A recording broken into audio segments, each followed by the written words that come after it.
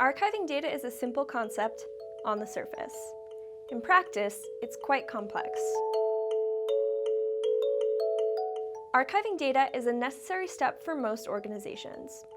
Accommodating and storing ever-expanding datasets can become expensive and ineffective, so archiving safely stores old data and efficiently makes room for new data.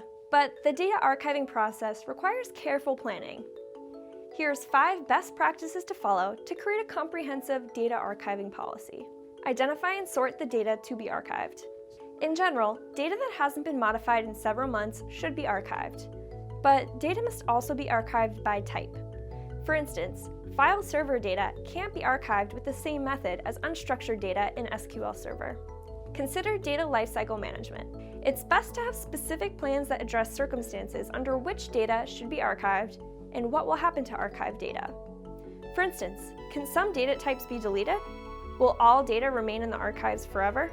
Account for regulatory compliance.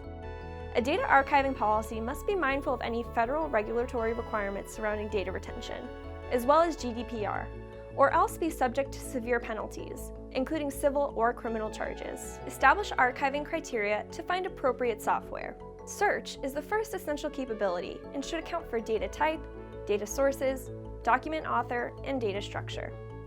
A data archive product should also be flexible, supporting many data platforms, data sources, and data targets, and provide automation capabilities. And finally, develop a data archiving policy. This is a formalized set of rules for the archiving process. It should include the criteria for archiving the data, the mechanisms that facilitate the archiving process, the media used to store the data, how long the data stays archived, and data access rules. Want to know what you should include in your data archiving plan? Click on the link above to make sure you're ahead of the game.